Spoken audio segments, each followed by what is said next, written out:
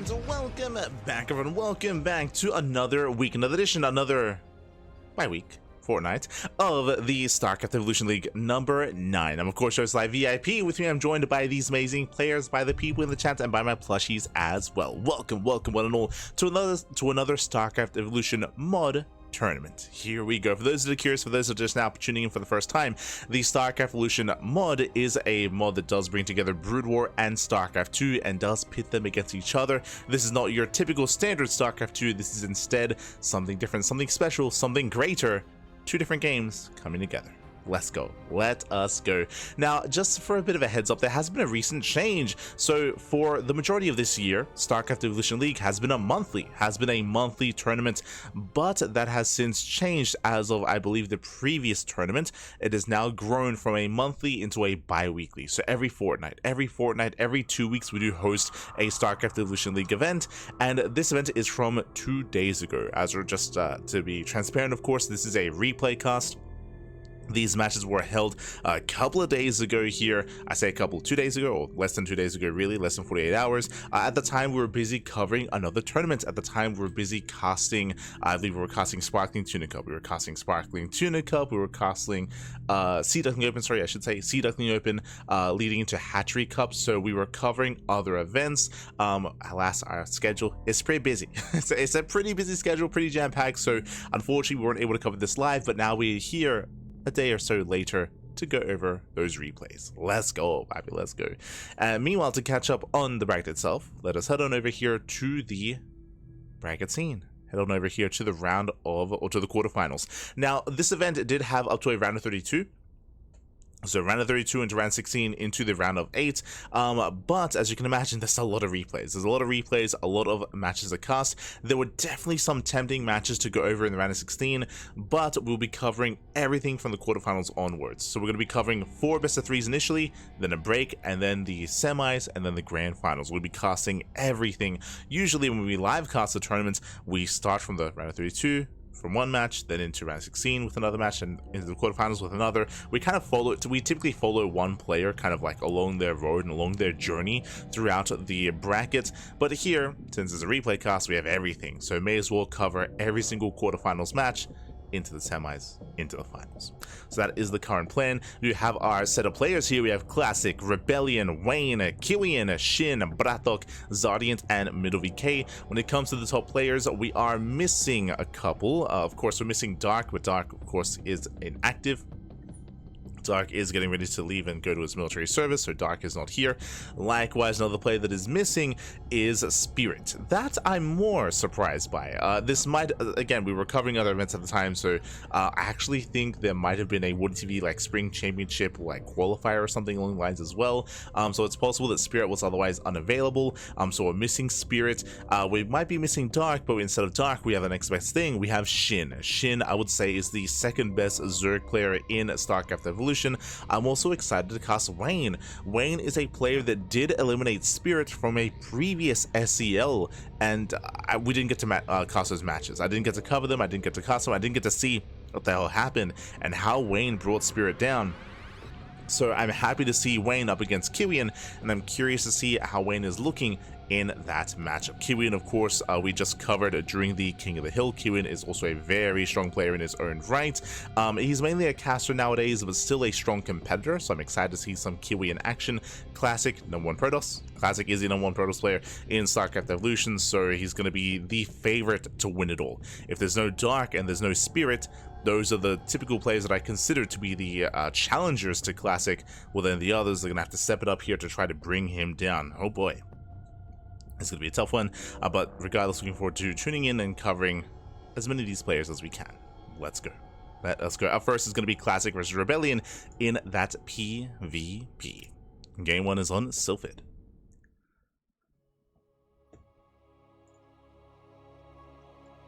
Here we go. Yo, shout out to Psycons in the chat. ¿Qué tal? ¿Cómo estás? Bienvenidos. Bienvenidos. As we jump into our first quarterfinals of the broadcast. And this morning in the bottom left-hand corner of Sylphid, we have the South Korean Protoss player, the Red Protoss, representing among SE2 people. It is ReBellioN.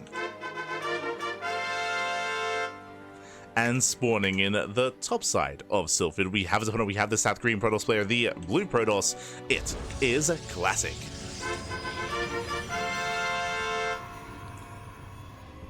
Here we go. Again, of course, no predictions here for the matches tonight, as these are via replays, so it wouldn't quite be fair.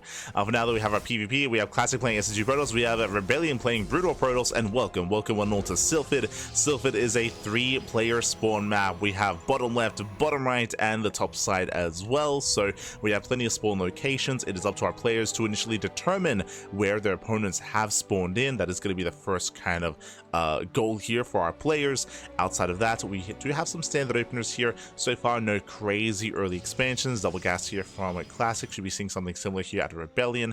We'll see if either one does cut corners, if either one does throw down tech before expanding. Now, when it comes to mirror matchups in general here, I'm not too even comfortable calling them mirror matchups, because that I feel like is kind of weaving a different tale. Protoss versus Protoss, Terran versus Terran, Zerg versus Zerg, they are not mirror matchups at all, just because the races they work and look so different in between Brutal and SE2. They are their own matchups. In general here, they are their own matchups.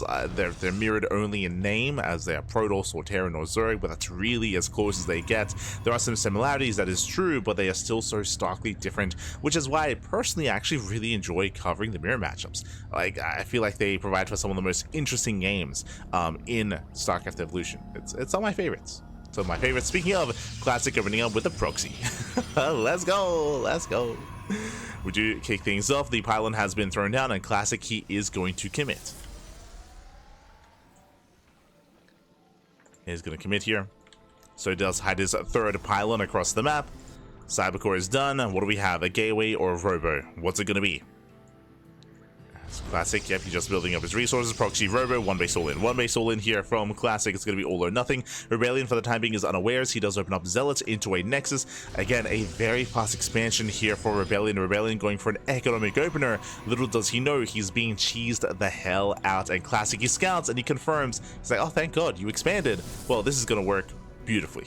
That's its double robo. Oh my god. Proxy double robo here at a Classic. Hyper aggression, hyper committed, and I'll be honest, ReBellioN, he's gonna have a very hard time holding because of how greedy he has been.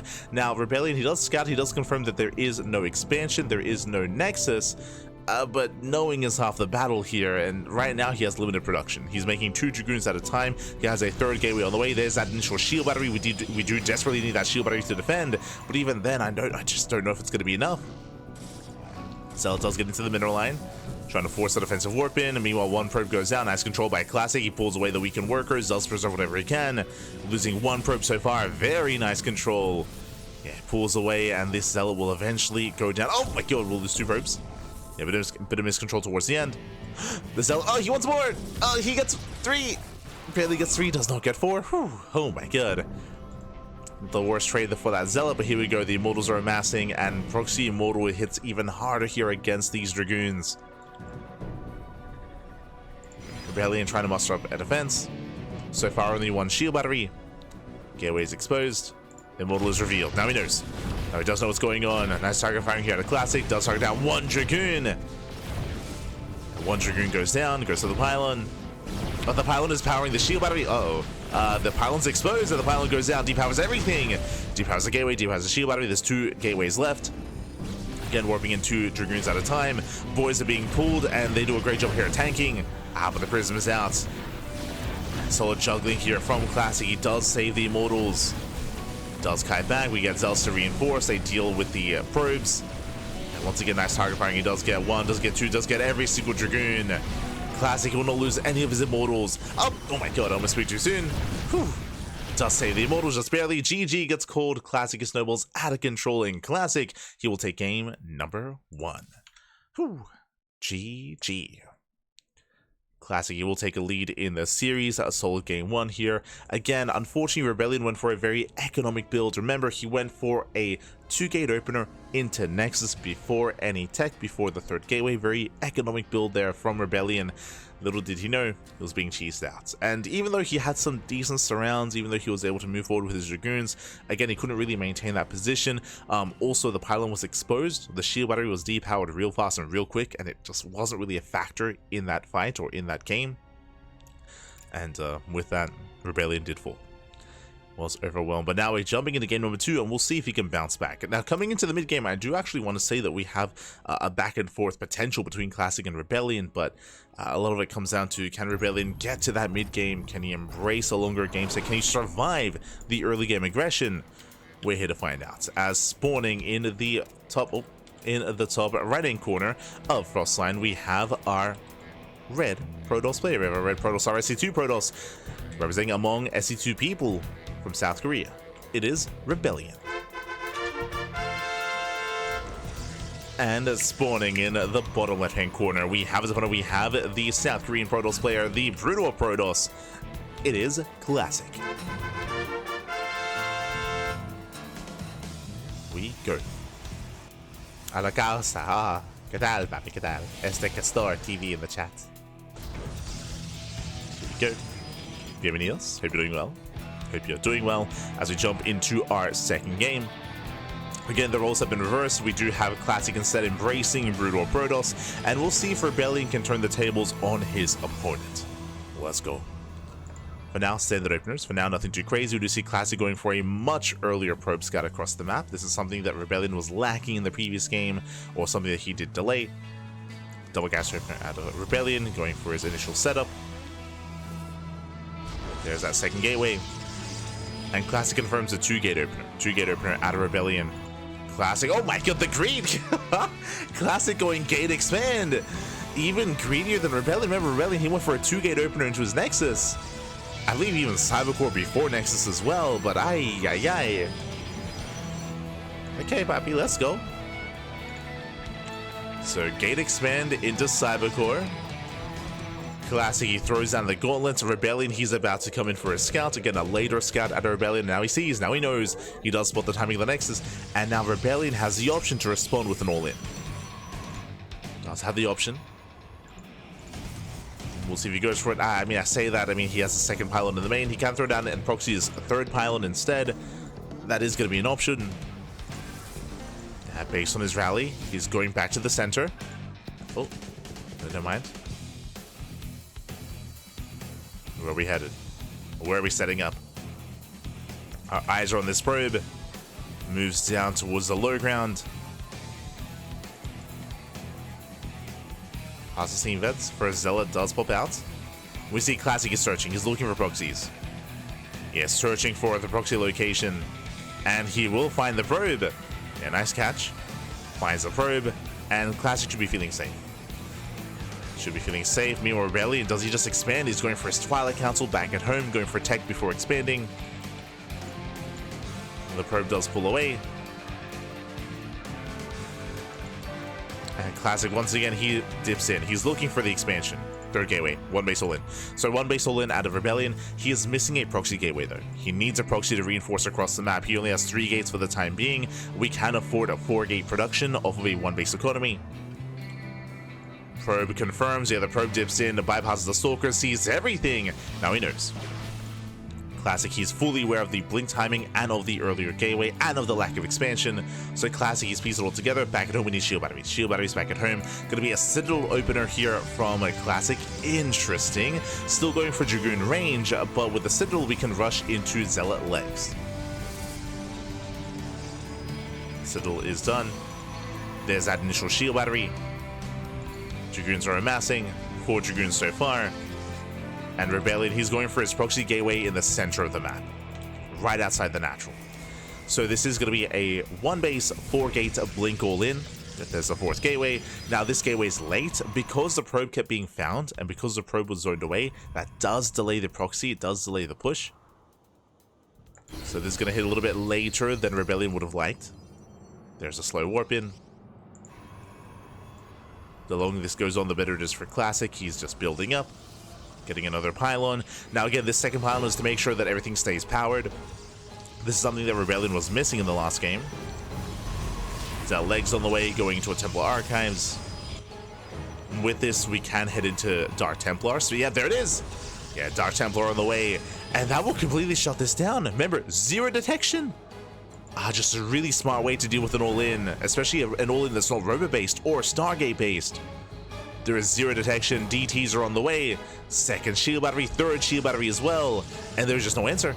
There's no answer to the Dark Templar. They can either be used defensively or they can just rush across the map. We'll see. I mean, regardless, I mean, it's still ideal. Yeah, the first Dark Templar has arrived, does waddle in, runs into the army.